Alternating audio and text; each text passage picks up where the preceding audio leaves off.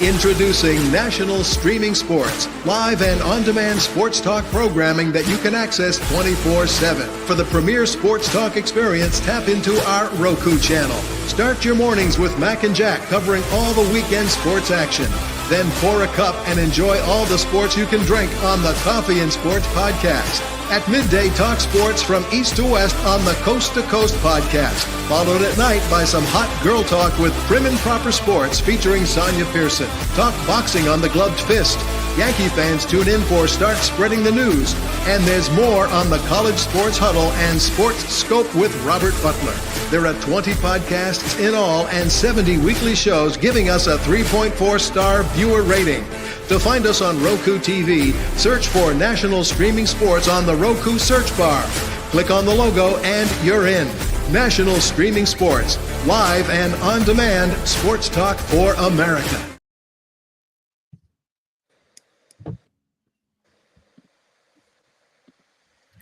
Good morning and welcome to the Friday, April 4th, 2025 edition of the Mac and Jack Show. I am so graciously sitting in for the host, Mac. Mac, we miss you. Get well for him today. And I am joined by Jack, of course, Jack Hirsch of the Glove Fist and of this show, and Keith Engle, TGI Sports. Good morning, gentlemen. How are you? Good morning. Happy Friday. All right, guys. So it's March Madness. You know, we touch on everything from the week right about now. However, March Madness is the big news. Tomorrow afternoon, whatever, kicks off the Final Four. Of course, my Dukies are in it, as they've said. Keith, you're our college sports expert. Your thoughts going into the Final Four and each of those matchups. Give us your summation on those. Both games I think are very intriguing for several reasons. I think Duke is maybe not that far ahead of the field, but they're definitely in front of this field as far as well-rounded. They got a good young coach. They got maybe the best player in the country. Well, we might even see that play out before us in this. Room says he's healthy 100%. Right. No restrictions. We'll see. It's Broom against Flag basically for the Wooden Award in separate games and maybe facing each other Monday. But I find both these games intriguing. I love the coaching matchups. You got veteran coaches against younger guys in both matchups, which I always find intriguing. Auburn is a team probably in this.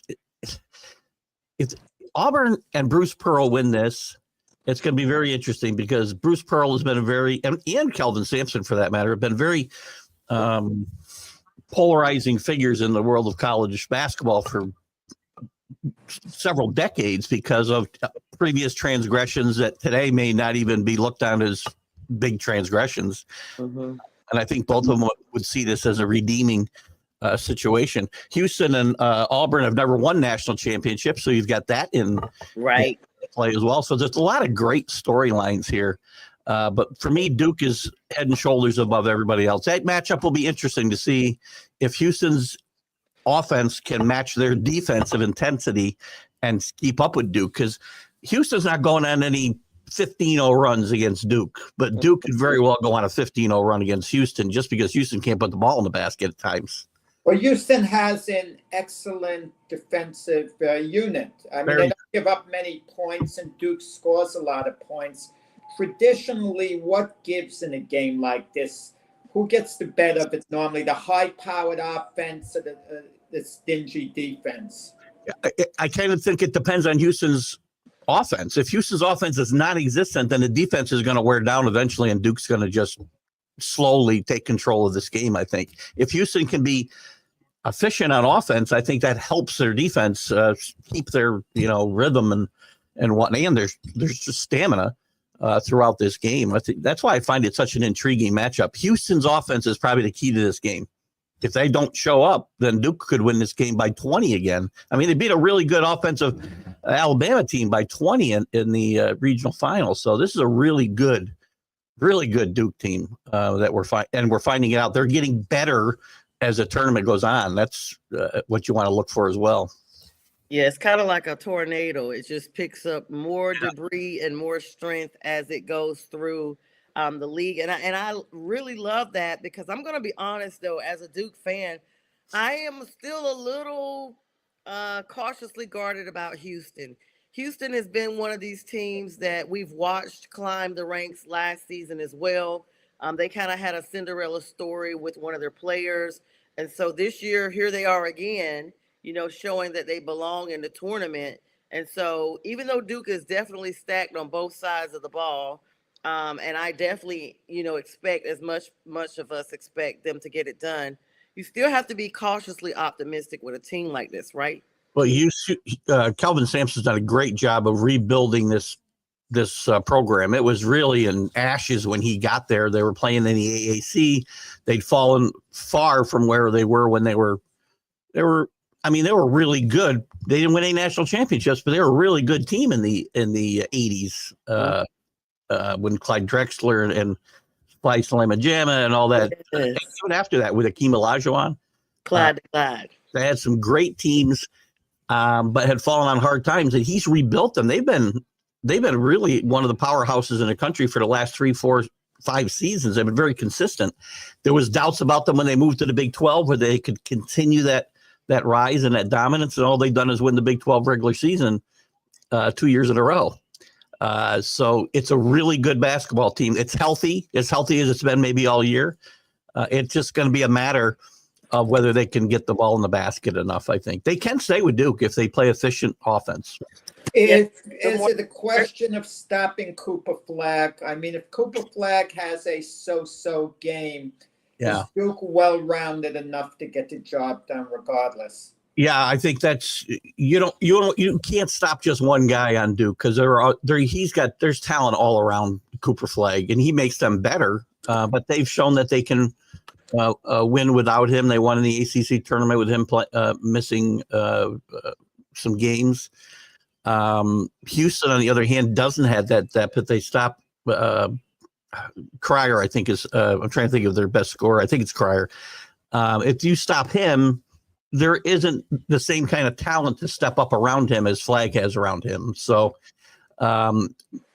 again, this game could be either a nail biter because of Houston's defense and tenacity, or if they don't score enough points, that defense will wear down, and Duke will probably win this going away if that's the case.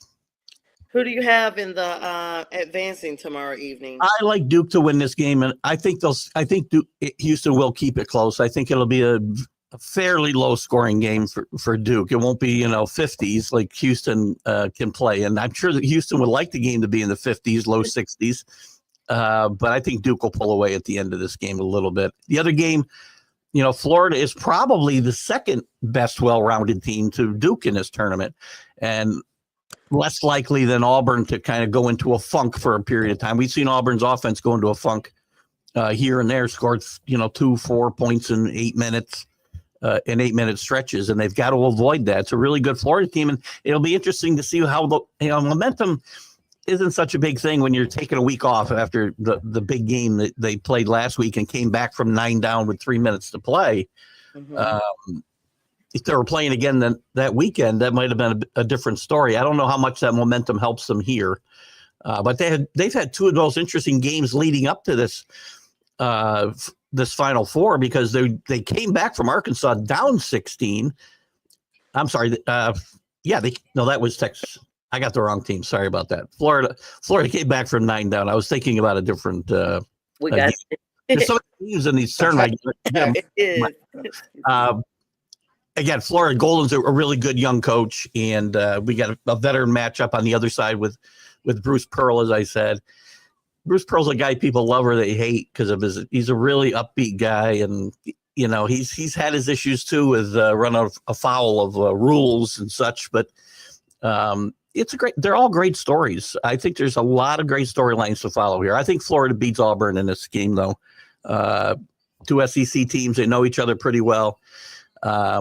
Florida beat them early in the season, Keith, right? Is that relevant at all? It's just a throwaway game at this point. Again, I mean, I don't think it's all that relevant who wins and loses up to this point. That's a long time ago. They played a whole season, basically. You've got the whole SEC tournament and the NCAA tournament between that and when they played Florida.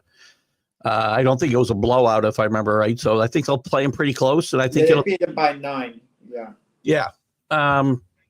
Florida's a really good team. They're the team that people don't realize. They've been ranked in the top 5 most of the year.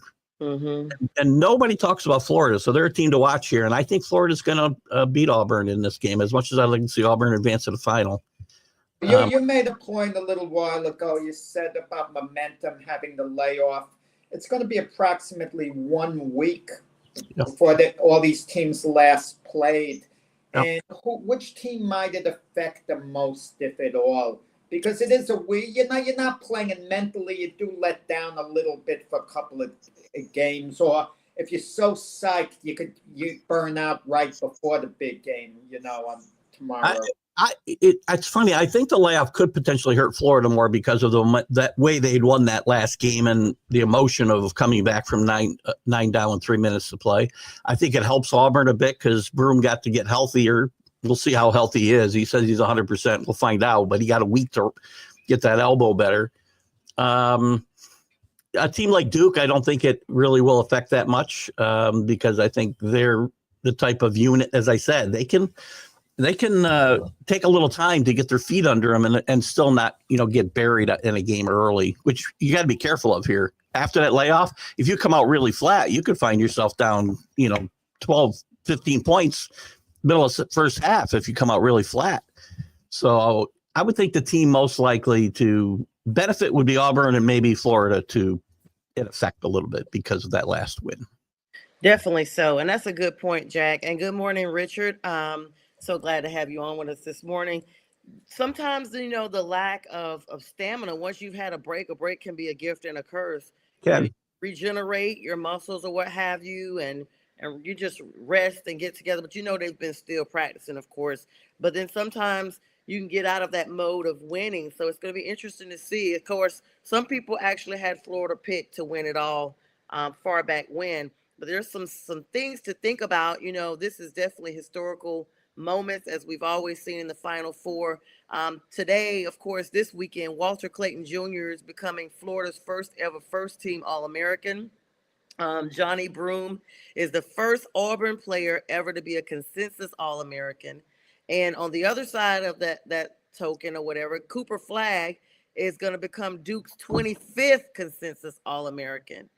Basically, a lot of history being made here. The SEC was 30-for-4 this season against the ACC. It was just a battle every single time that they matched up.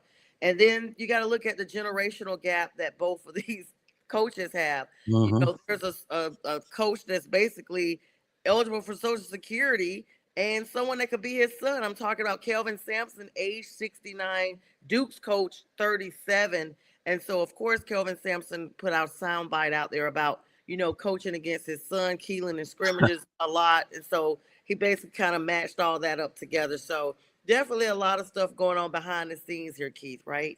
Very impressed with John Shire, by the way. We talk all the time when legends retire, it's hard to be the guy who replaces the guy. And he's one of the handful of guys that I think have done it effectively. The first year wasn't great, but it wasn't horrible. They didn't fall off the face of the earth. And he slowly built this program in the Duke model and a little bit in John Shire's model as well. He's put his own stamp on his team a little bit, I think, as well. Coach K, no, that was Coach K's guy, who Coach K handpicked. One of his other former players, the name escapes me for a moment, seemed to have the inside track for the job, but Coach K kind of stepped in because he wanted John Shire. He wanted his own guy who he felt he could mold, who was right for the job, and it has worked out. It has. I mean, just because he's Coach K's handpicked guy doesn't guarantee success either. We've seen other succession plans not work out as well as this one has, and this has been a great.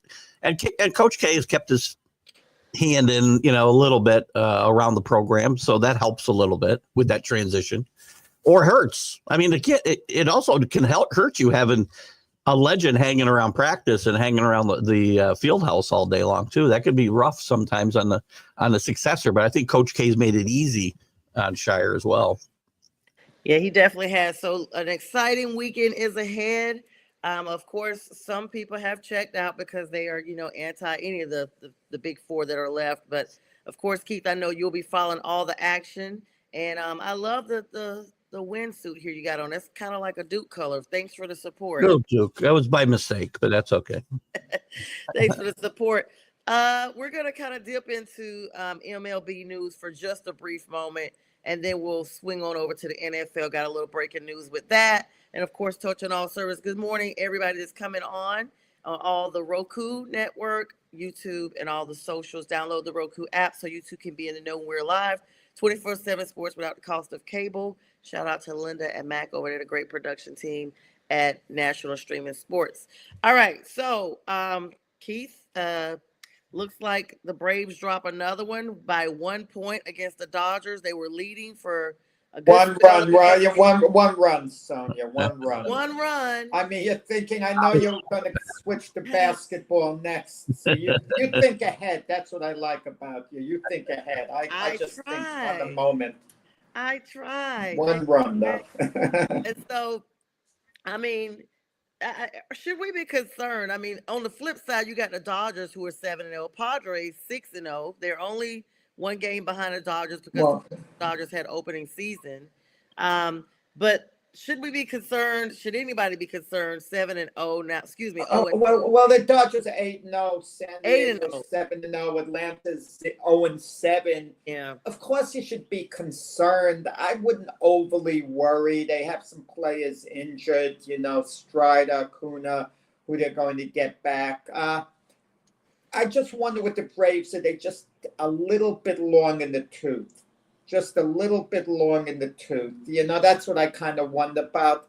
But if you're going to hit a bad patch, do it in the beginning of the season. There's more than enough time to bounce back. Last year, the Houston Astros, they started the season with a 4-game series against the Yankees, and they got swept. But Houston made the playoffs. And because of the wild card, you don't have to worry quite as much. The Braves have more than enough time to straighten things out. I wouldn't even worry about the standings. Just straighten out. And, I think the Braves will be fine when all is said and done. But I would be a little concerned with this start. I got to admit that. I mean, yeah, some teams do get off to a rough start, and they kind of bend it back. It's a long season, of course.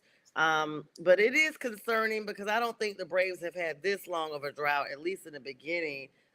Keith, what are your thoughts? I mean, should Braves fans, Braves country be concerned, or it's kind of, comes with the territory?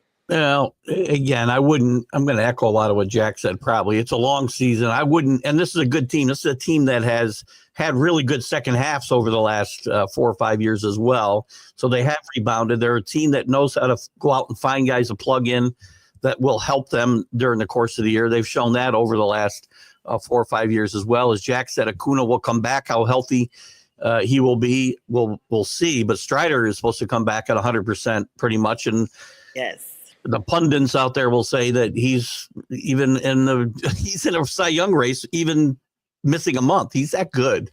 Yeah. If he's healthy, he will be a big shot in the arm for this team. You can't panic yet. Jack mentioned the wild card teams.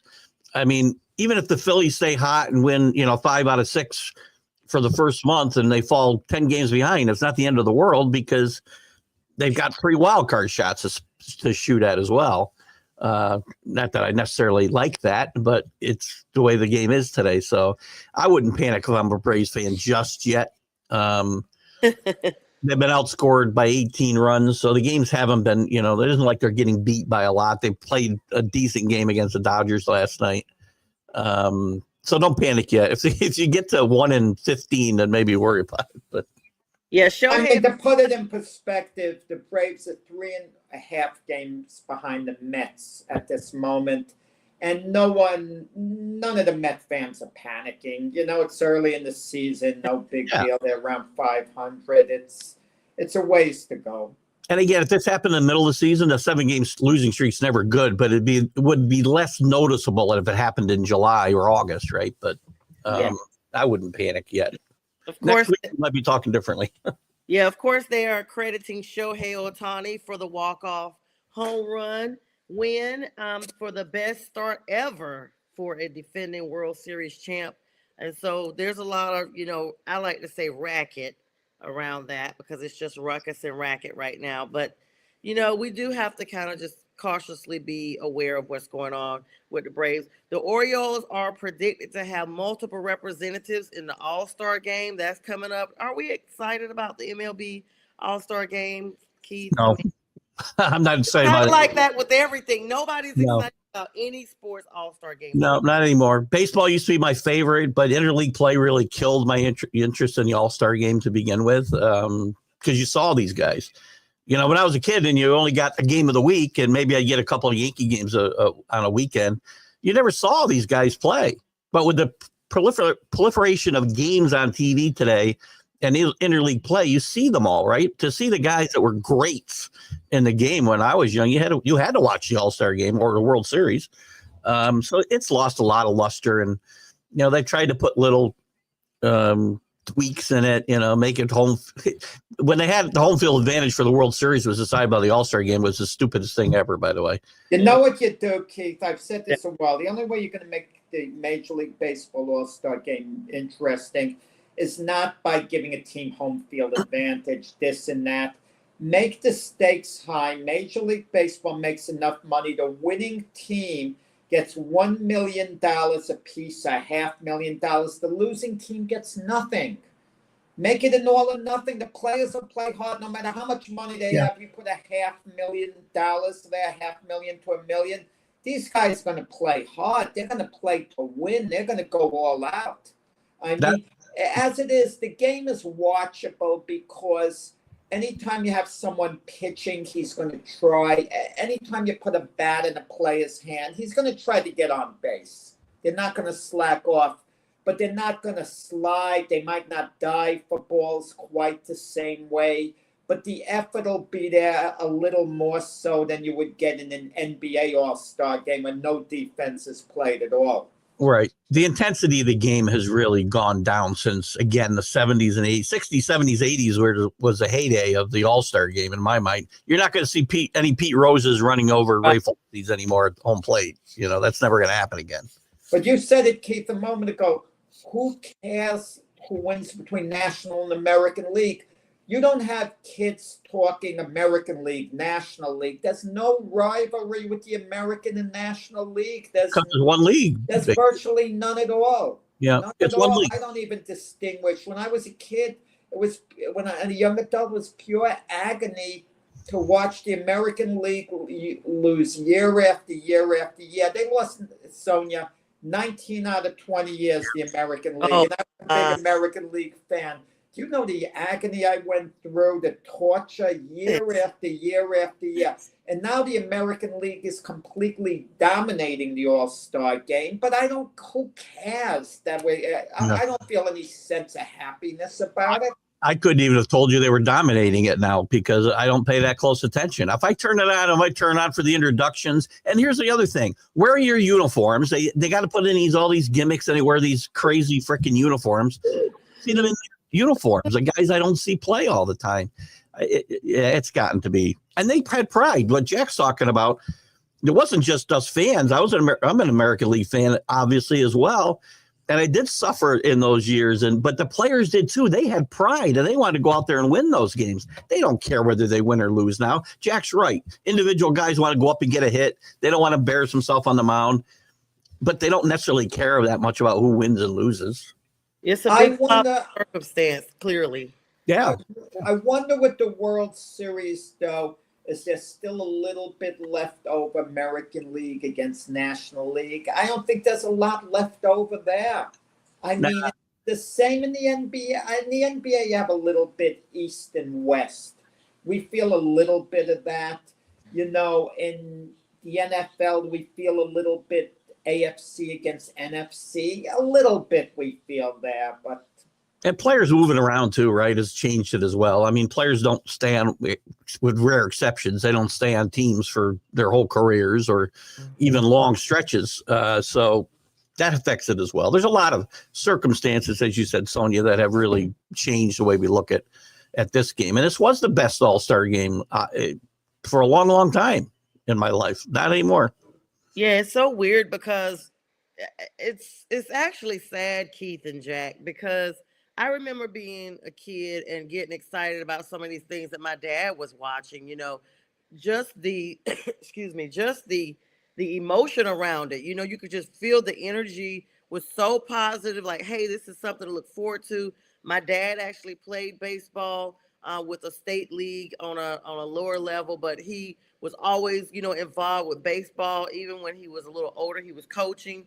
And so I grew up a baseball girl. And so to see the decline of not just the MLB, but every all-star. I mean, we used to get excited about the NFL. We used to get the all-star game for the NBA. I mean, it is a decline. And I don't want to say, but I mean, it's obvious that it's just a lack of care and concern with this generation of young adults, as opposed to how we grew. It's sad because it feels like it is slowly fizzling and fading away, and I don't know any way to get it back. And that's what's so sad. Like, there's no way to reset this thing.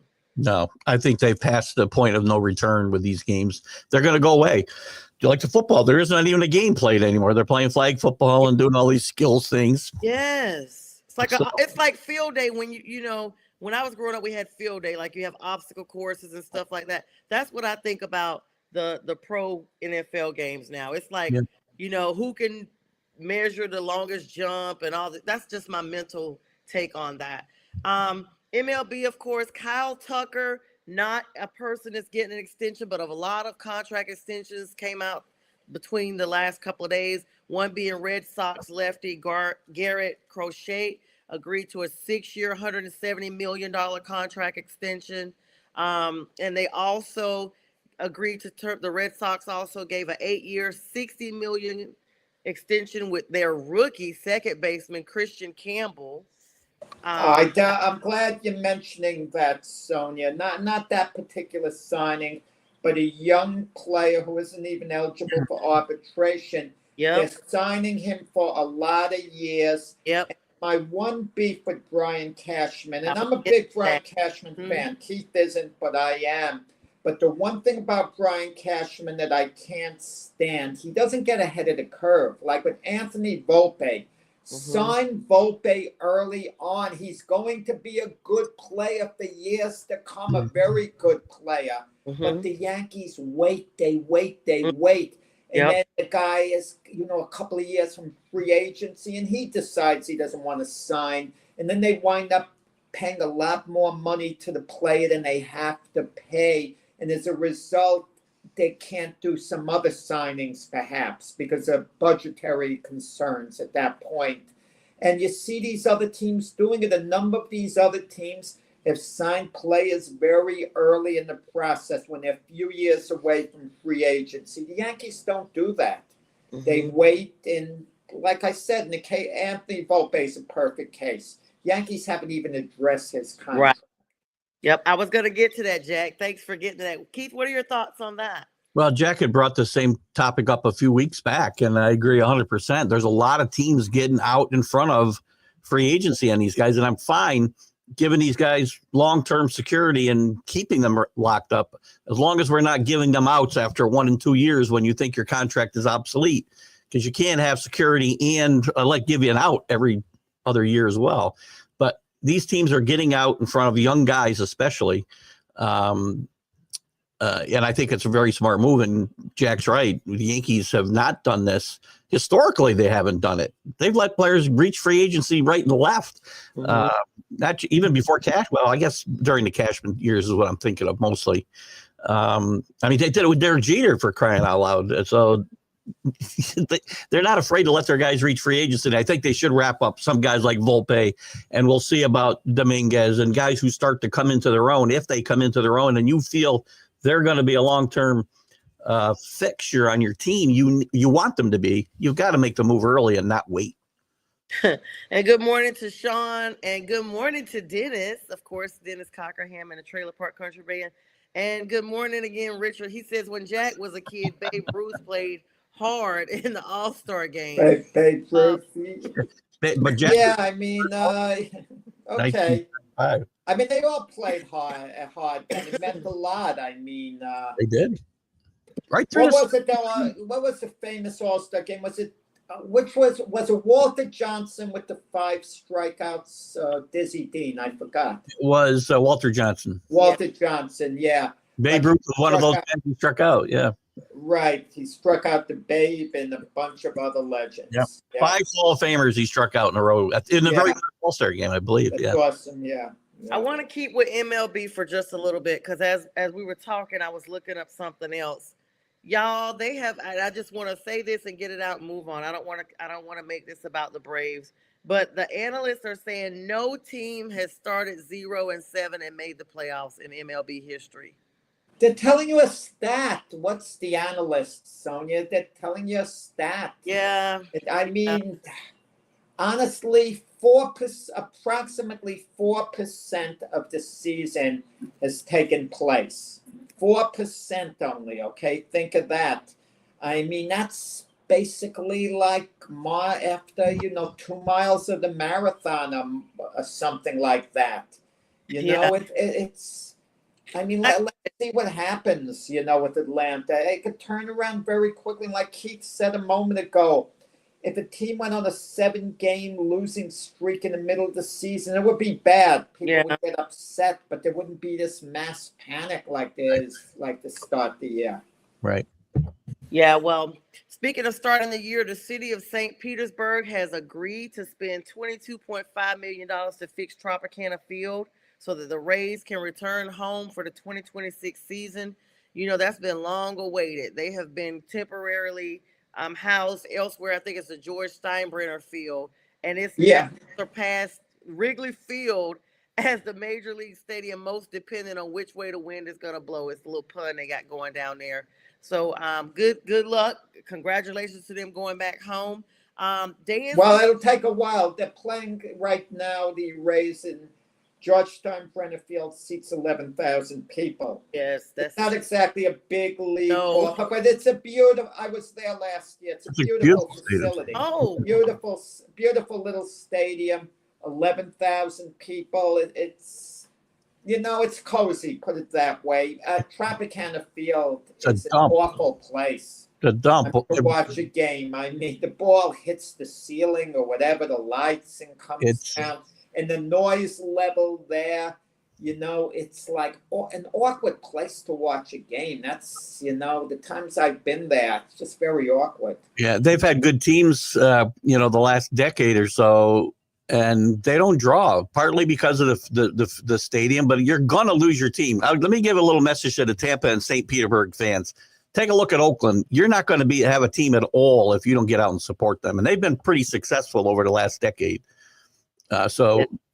Bad fields you're not going to get good fields. If you want a better facility, you've got to come out and support your team, and fans have to realize that, not just stay home. Yeah, I remember they were supposed to be moving Oakland to Vegas along the trip, and then I guess it just kind of fizzled with the mayor. The Tampa Bay Lightning are more popular in Tampa Bay than the Tampa Bay Rays. The hockey team, that's unusual.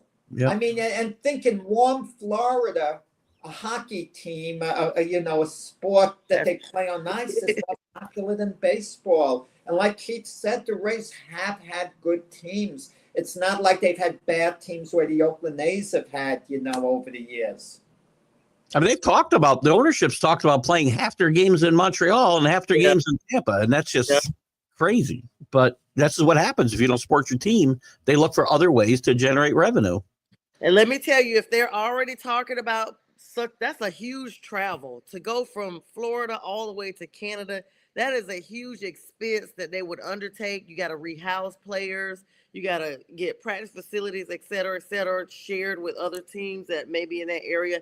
So for them to mentally say that and actually possibly do that, that's always a bad sign that your team may be moved. That's what happened with the Carolina Hurricanes for a little bit. And so that's dangerous. You fans have got to get back out there and support because it's a money-making thing. And if these franchises are not making the money, they're going to just look elsewhere. Well, it's ironic they want to go to Montreal because Montreal had the same exact thing I just said happen. They had some really good teams. The fans didn't support them in a really bad facility, Olympic Stadium, and Montreal ended up leaving and going to Washington. So it's very interesting. They're thinking about playing half their games there. That's crazy. A little bit of breaking news as we get ready to segue over to NFL in just a minute. Looks like the Dodgers have put Freddie Freeman on their IR list. He slipped and fell in the shower. Former Braves Freddie Freeman. I always am inclined to Freddie. He's one of my favorite players. Yeah, slipped and fell in the shower. So he's now on their IR list. No, we don't need to laugh about that. Interesting. Anyone getting hurt in any way, Right. shape, or form. And Freddie Freeman, one of the good guys in baseball. Yes. If you ask me who my favorite player is, who would be like a non-Yankee, it would be Freddie Freeman. I would agree. But slipping and falling in the shower, you got to kind of be careful that if you have a shower mat or whatever. I mean, it could happen to anyone, I realize that, but man, I mean, can you imagine you're playing all season and not getting hurt on the field, and then you get hurt in the shower and miss time? It's ironic. Yeah, I don't know how bad the injury is, but to be put on an injury list, you got to think about it's a little bit more than a bruise or what have you. Hopefully, he bounces back soon. Of course, he's one of my number one players. Will always be one of my number one players, of course, with his ties to the Braves, and so. Good luck, Freddie, and get well soon. All right, switching over to the NFL. The big news over there is the Patriots. Your team, Keith, has traded their quarterback, Joe Milton, to the Cowgirls. Joe Milton III, that is, to the Dallas Cowboys as a backup quarterback to Jerry Jones's franchise. Your thoughts? As always happens with backup quarterbacks, they see him play one good game against, second teamers and whatnot at the end of the season, and everybody falls in love with him. Mac wanted him on the Giants. We'll give him a second round draft pick. I would have taken that in a second. I think they got a 5th and a 7th. So they got him in the 6th round. So they kind of, I guess they come out a winner as far as that goes. But Joe Milton, he might be a good backup for his career. I don't think he's ever going to turn into a superstar in this league. Again, stranger things have happened, but we've seen a lot of backup quarterbacks have 1 or 2 good games. There was a guy with the Packers had 3 great games when Rodgers was out the end of the year. Flynn, I want to say his name was Flynn, got a big contract with Seattle and just bombed. So we see all these things happen all the time. Now he's not going there to be a starter because he's got the highest paid quarterback. I think he's still the highest paid quarterback in the league in front of him, and he's not going to sit and he's not getting traded. So to me, this is not a huge story. It's not a big loss for the Patriots either. But it doesn't make sense from New England's perspective as far as I'm concerned, because consider the deal that they made. They got a 5th round draft choice, but they gave up Milton and a number 7 round draft choice. They got a 7 back too, so. They traded Milton and their 7th round selection to Dallas for a 5th rounder. And it does. Why throw in the 7th? It makes no sense at all. I can understand them doing it. Not that I agree with it for 5th round choice, but they could have. I get the feeling they could have held on to Milton, and as the draft got closer, as the draft was taking place, maybe traded him for 4th rounder at that point. They could have done better all around. And also, there's this element. The Patriots need a backup quarterback. They invested a year in Joe Milton. Keep him around as a backup. Okay, he's absolutely not going to start. We know that. But we're in a league where starters do get injured. And he has a year of experience with the team. Mm-hmm. Maybe this was a Mike Grable move. Maybe he just can't stand him. Remember when Mike Grable gave up on Malik Willis? And then Malik Willis goes to the Packers, and he actually helped him as a backup? Mm-hmm. Well, there could be a lot of reasons they did this. I mean, they did improve they did move up about 40 spots in the draft with that move. And it's the pick they gave up. Was 40 spots in the draft. And Milton goes. So I don't think it's any great loss. They signed, who I'm not in love with either, Joshua Dobbs, to be the backup. Anyway, oh, my gosh. It's not going to be the backup. Oh, my gosh. What? Yeah. Lord have mercy. A few weeks back. That's awful. That is awful. Me and Jack are both New saying, England what? I didn't even know that. If Drake May has to go out, that's a disaster waiting to happen. Joshua Dobbs might play a good game, good game, but it's if he has to play, 6-7 games, it's going to be brutal for New England. Well, he's a guy who fell into that category when he played a few games. People fell in love with him. He played a couple of great games for the Vikings, if you remember, right? Yeah, I was one. Yeah. There's a reason a guy's been on that after a while. Teams. How many teams has he been on? There's a reason for that. He was with the Cardinals. I lost track. My gut tells me that you would be talking the same way about Joe Milton if he played any amount of games. If he would be exposed after a while as being no better or worse than Dobbs. That's just my. What happens? Wait. Now, what happens to Trey Lance? Is he still officially on the Cowboys? I think Trey Lance, might be in the Canadian Football League right now. I'm not positive. Dallas gave up a 4th rounder for Trey Lance, which made sense at the time. It was worth the chance to see if they could fulfill his potential, because one of the reasons he wasn't going to play anymore with the 49ers was because Brock Purdy had established himself as a starter. But, Joe Milton has a very strong arm.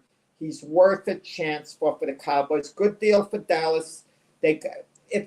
If Joe Milton was available in the 5th round, chances are the Cowboys would have drafted him. Teams take a fly on a guy in the 5th round, on the quarterback a lot of the time.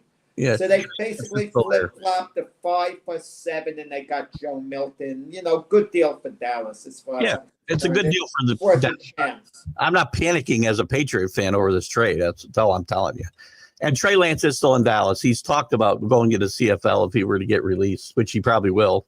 He needs to go anyway, because remember, Jerry stiped him on his bonus right there at the last game, prevented him from getting his last little snaps or whatever. And I wouldn't want to stay if I were him. Speaking of not wanting to stay, y'all, the hype continues around Kirk Cousins. Y'all know last week he was in Ohio trying to shop himself to the Browns. He was out there taking pictures with everywhere he went to eat. He was at Chipotle. They were putting postings on social media with the employees of Chipotle hashtagging Browns or what have you. And so the Falcons have basically said, we've paid you. You're going to sit and sit as our backup. Well, now basically Kirk is out there again saying, no, just cut me. Just cut me. I don't want to sit and be your backup. And the Browns have said, we're not going to absorb this contract. This contract is astronomical. So we don't know what you're going to do, Kirk, but you are, butt out right now. Why should Atlanta pay him his money and let him play for another team that's going to give him basically the minimum that they can give, which will be pretty low? And Atlanta is paying the freight for him to play for another team. They may as well keep him as their backup. He would be a good backup to have. He would have actually some value to the Falcons, still backing up Michael Penix, who was injury prone in college. And we don't know how healthy Michael Penix is going to stay. The heck with Kirk Cousins. I know they deceived him by drafting Penix. I understand that. He's got one more year left here. But, stay a Falcon if you're Kirk Cousins. Be a team guy. Chances are you're going to see the field this year that Penix isn't going to be healthy for every game. And, Kirk Cousins brought this on himself. He was so bad last year. Had he played up to his standards, the way he feels he's capable of playing and has, Penix never would have seen the field. I mean, he would have been the starter again this year, Kirk Cousins. Well, he claims he hit an injury that he didn't tell the team about either and played through it. So that supposedly that played into his ineffectiveness. Listen, Kirk Cousins is a good regular season quarterback. He's not going to take you to a Super Bowl, but I will make a prediction that Kirk Cousins does stay there. He's going to have to fulfill his contract unless they trade him, and they're not likely to do that, as Jack mentioned, because it would take a big hit. And Penix will get hurt, and I predict Cousins will come in, play really well, and the Falcons will have a new mess on their hands because they'll have a quarterback controversy. I mean, which they anyway. Keith, this is what is bothering me with the draft, where the positioning the players are going. I can't see the Cleveland Browns starting the season and having a mindset that Kenny Pickett is going to be their starter. I mean, I wonder what Cleveland is thinking, And, Cam Ward is going to go first to Tennessee. That's pretty obvious, at this point. But do they possibly take Shedeur Sanders? I don't think so. But the point so. is, what is Cleveland going to do about the quarterback position? Are they going to draft someone in the second round and combine them with Pickett? I just don't know. They could be looking to play Pickett and just, the quarterback class next year will be better. And maybe that's what they're playing for. I don't know. I really don't know. I don't see what plan Cleveland really has. I mean, I think they like Carter a lot and he's likely to be there, and pair him with Garrett. But you got to have a quarterback to win this, and they don't have it. Let me ask you this: is it Deshaun Watson's an X factor here? Is it possible he's going to be ready to play by the end of the season for Cleveland, any games at all? Does it matter? He's no good anyway. Well, but he's on the contract this year and next year. That's why they haven't cut him. He's still a Brown quarterback officially, and if he's healthy enough to see the field, he is going to see the field unless whoever's took over the interim is playing well. Yeah. Well, listen. I mean, even the owner came out this week and said, "What a big mistake we made with that trade or signing, trade and signing."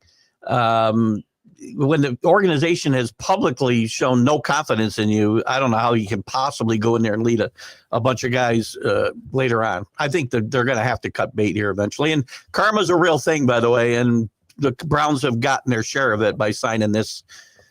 I'm sorry. I'll say something I don't want to say. I don't even mention the guy's name. Person. I don't even mention his name. Yeah. I mean, they did, and they really came out. I don't think I've ever seen a team, Jack, that really was so adamant about signing him and basically coming out and saying to the public, no matter what. I remember the press conference. They were literally just like, they came out like a no matter what happens with him, period. In this world, this is our guy. I don't ever remember seeing a press conference, a presser, or anything where a team just was literally like in your face. We know there's drama, but we're here. We are. Sonja, you're right, you're right. But at the time they signed him, he was one of the top 5 quarterbacks in the NFL. And if you have a chance, and I'm just throwing out names, if you're another team, and Josh Allen or Jalen Hurts is available, even though if they had off the field drama, hypothetically, another team's going to take a chance on him. Okay, it's just the way it works. NFL, by the way, that's part of the problem with the NFL is they take chances on these low character guys. Low character. He's something, and he has no character, or whatever he has is bad character. And you can't be paying a guy to lead your team like that. And it's unfair to put Josh Allen in that category because he doesn't have type. I'm talking as a quarterback, Keith, not as a person. I'm giving an example of quarterback. Deshaun Watson was in the same class as Josh Allen when they traded for him. You could say Josh Allen was better if you want, but he was in the same class. He was, but his character was nowhere near the character of the guy. I'm not comparing character. Because you don't even want to mix the same conversation. You can't just ignore that part, though, right? I mean, the league is full of thugs, people who abuse women, carry firearms, drive drunk. Did you see? Speaking of that, guys, a small little tiny detour. If I'm out of line, Sonja, put me in my place. No, go ahead. You have your agenda. Jay Morant was at it again. He hits a big basket and he points his finger like he's shooting with a gun. And they warned him because he did it the game before not to do it anymore, and he did it again. The problem is Mr. Nice Guy, Adam Silver, who's a very nice person by all accounts. He strikes you as a nice, caring person. Doesn't do anything. He's not tough. You know what you do with a Jay Morant? After you warn him not to do it again, just slap a 5-game suspension on him. We're sick of this. What did 5 games you're out now. Roger Goodell's no different. What did Roger Goodell do to Deshaun Watson or to Ray Lewis back in the day? Don't let the air out of footballs, though, because you're going to get suspended for that.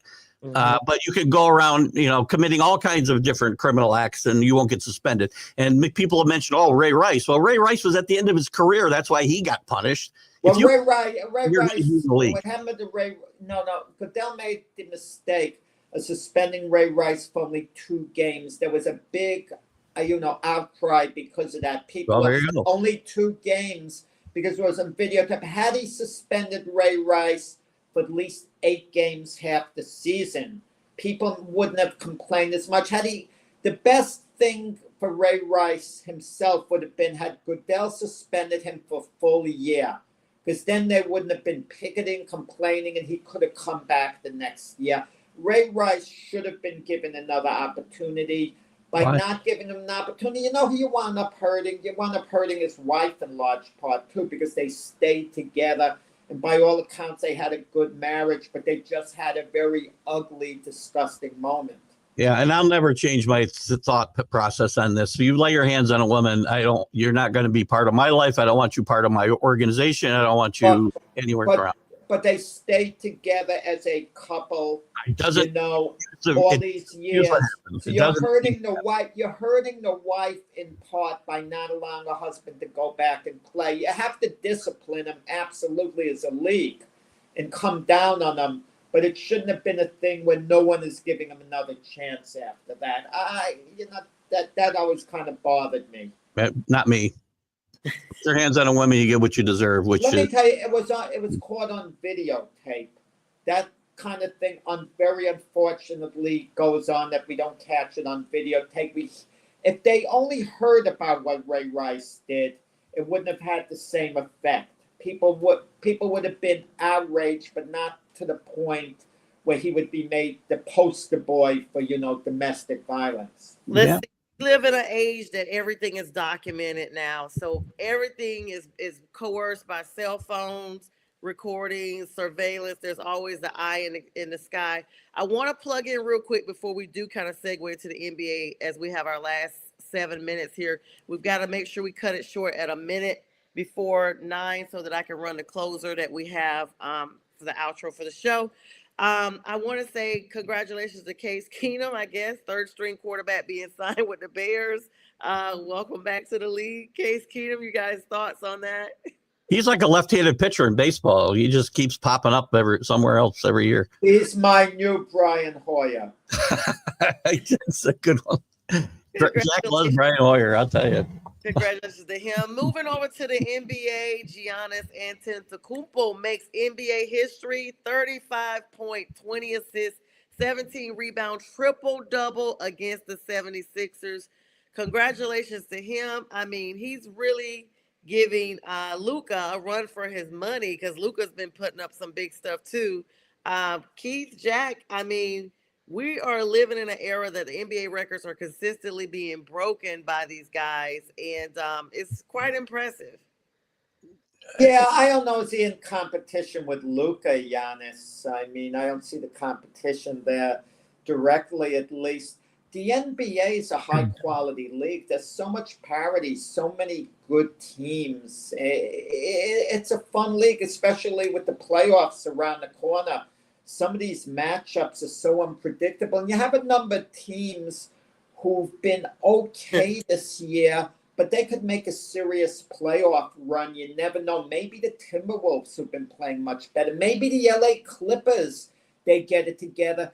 There's at least a couple of teams out there, I could guarantee you, their mindset has been 100% on the playoffs, and they're just coasting, and they're like peaking, just peaking for the playoffs. Which team is going to peak? Can anyone pull off a surprise? I mean, in the West, it looks like OKC and Denver are going to be the 2 favorites. OKC a little more. And in the East, it looks like, the Celtics and Cavaliers, but the Celtics are expected to come out of the East by most people.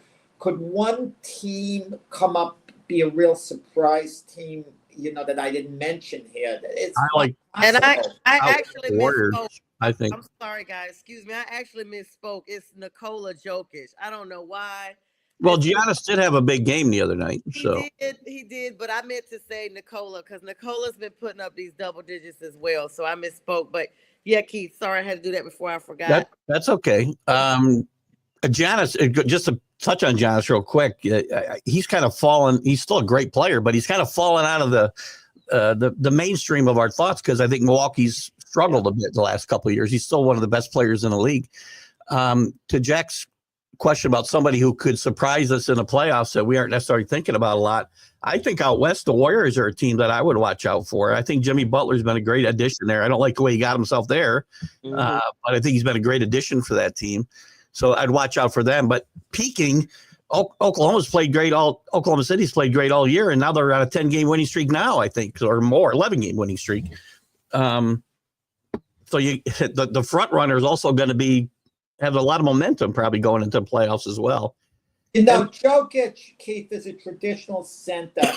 Is it time to call Jokic one of the greatest centers of all time? Is it time to say Jokic is better than Olajuwon and Shaq?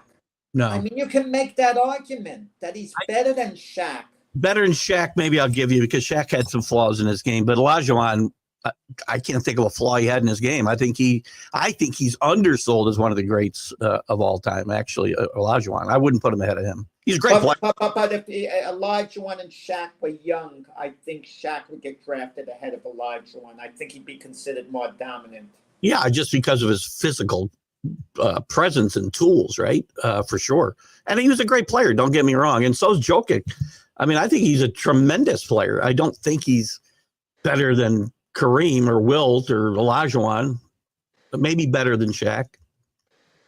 Especially when you consider the fact that we talked about it Wednesday night. He's kind of out there. He looks a little like me if I was 7 foot tall. I was watching that the other day. That show was hilarious, Jack. You missed it. We had such a blast. The last 20 minutes of that show really kind of goes out of control every week. It's all my fault. I'm gonna do better. No, it happens with Max there too. It's the same thing. So we just, we involve entertainment. We're just having fun. That's yes, and fun. Part of sports. So yeah, I want to kind of dive back real quick, Jack. When you were talking, you brought up Ja Morant and these gun gestures. He's been warned about this repeatedly. I think he needs to face a substantial suspension at this point for the league to impose their seriousness about this. Because when NFL players do it, they do an arm gesture as if they have like a Draco or whatever. They get fined right off the rip. Like, you start hitting someone's pockets, then maybe it'll be taken a little more. Because this is not his third or even fourth warning about this. He's put out videos of himself in a car with his friends with an actual gun. He has no respect. And this is what I'm talking about, y'all. These sense of entitlement that these players come into the league with. You said the best sense of entitlement. Ja Morant had that one incident with this high school kid, supposedly went to court, but he doesn't have a criminal history, okay, which is a good thing at least. But you said the best sense of entitlement. For him to come back and do it right after he was warned again and knowing his history, the only way these players sometimes understand is if you really do come down hard on them. Didn't he post a picture of himself with a hooker and money and a gun? Oh, wow. 2 years ago, 3 years ago. Well, that's more immaturity than it's lack of character again. They don't get it. These guys just don't get it. And the more they get, money wise and material wise, the less character they show. It seems a lot of these guys because nobody reins them in. Nobody reins them in. And guys, speaking of reining them in, it's that time. We want you to make sure you stay tuned on the Roku channel. We got lots of sports shows coming up today. Keith Engle will be on throughout today as well. Jack and I, will we be on tomorrow, Jack, tomorrow morning? All right, Jack and I will join J-Train tomorrow morning with the Saturday sports debate show, but we kind of talk about historical moments and things of that nature. I'll come up with the debate questions. Awesome. It won't be as good as Max, but they're the best. You'll do fine. Yes, I'll be on tonight, of course, with Prim and Proper Friday with the fellas. We thank everybody for the likes, loves, and shares, and we hope you have a wonderful day. We'll see you soon. National Streaming Sports is brought to you in part by BetUs.com, designed for true fans. NFL odds, Week 1 and futures, college football odds, including Heisman Trophy favorites and playoff odds, NBA odds of division winners and playoffs, Major League Baseball playoff and World Series odds, the National Hockey League Conference playoffs,